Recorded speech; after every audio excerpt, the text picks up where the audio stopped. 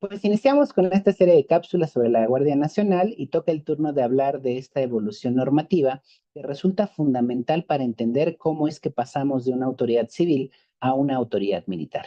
Y aquí vale la pena preguntarnos, ¿cuántas reformas constitucionales ha implicado la Guardia Nacional tal como la conocemos? Les invitamos a contestarla y que lo piensen para que puedan concluir que al final la Guardia Nacional tiene sustento en base a tres reformas constitucionales que van de 2019, 2022 y 2024. Pero como preámbulo y como un dato histórico, es importante que ustedes consideren que el concepto de Guardia Nacional existía tanto en la Constitución de 1857 como en la de 1917.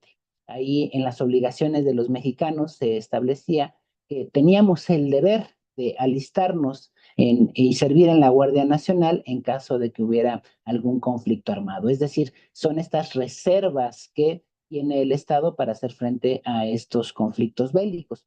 Pero a partir de 2019 nos quedamos con el nombre de Guardia Nacional y creamos una institución de seguridad pública. La primera reforma del 26 de marzo de 2019 establecía en su artículo 21 que la Guardia Nacional era una institución de carácter civil y por lo tanto se iba a encargar de las tareas de seguridad.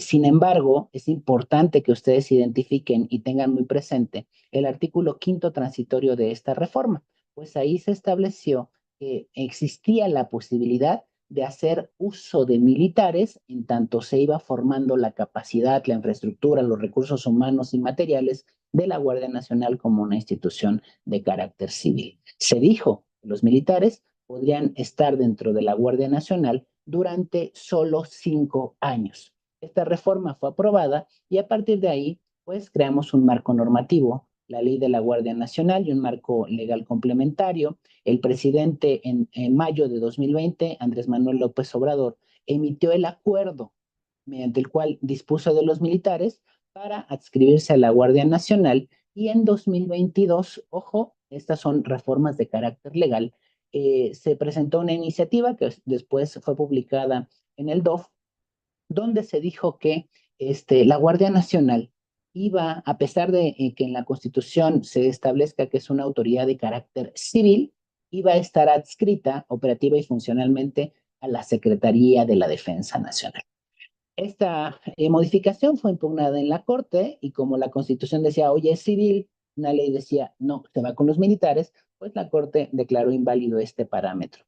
Ya para 2022, el 18 de noviembre, se hizo la segunda reforma constitucional y es interesante porque fue netamente una reforma a este artículo quinto transitorio para establecer que en vez de hacer uso de los militares durante 5 años, estarían dentro de la Guardia Nacional durante un plazo de 9 años. Es decir, les dimos mayor tiempo, pues consideramos que era necesario, que no se había desarrollado la infraestructura, las capacidades técnicas para tener una institución formada por civiles. Y entonces hicimos esta modificación.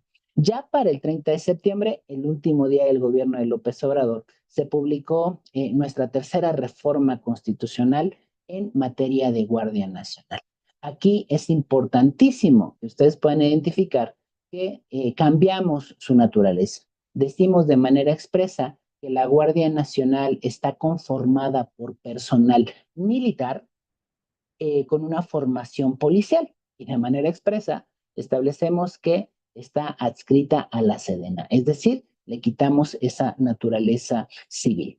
Ahora, aquí les dejamos un cuadro comparativo donde ustedes podrán advertir los lugares comunes y las diferencias entre la reforma de 2019, 2022 y 2024. Es importante identificar pues que en las dos primeras son una autoridad de carácter civil y en 2024 pues ya es netamente militares. El plazo era acotado a un número determinado de años, 5 o 9, para las dos primeras reformas y ahora los militares pues forman parte de la Guardia Nacional con un carácter permanente. Hay criterios internacionales, que son estos de aquí que vamos a ver en otra cápsula, que nos permiten hacer uso de las fuerzas militares en tareas de seguridad pública y que podemos discutir y analizar si se cumplen o no con el rigor necesario.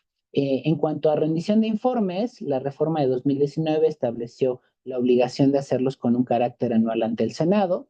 En 2022, como no se había hecho mucho para crear una institución de carácter civil y simplemente se le fue dando mayor capacidad económica, mayores recursos a la Sedena y a la Guardia Nacional, pues se dijo en el Congreso que si íbamos a ampliar el plazo a 9 años era para formar una institución civil y que cada 6 meses se tenía la obligación de rendir informes sobre la implementación de esta autoridad con un carácter netamente civil.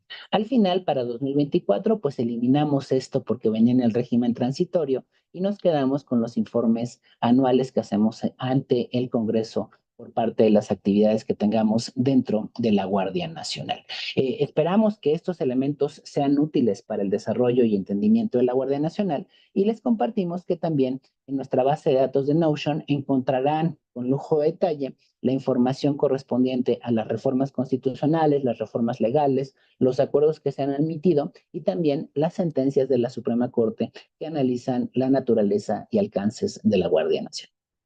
Sin más, los esperamos en la siguiente cápsula. Muchas gracias.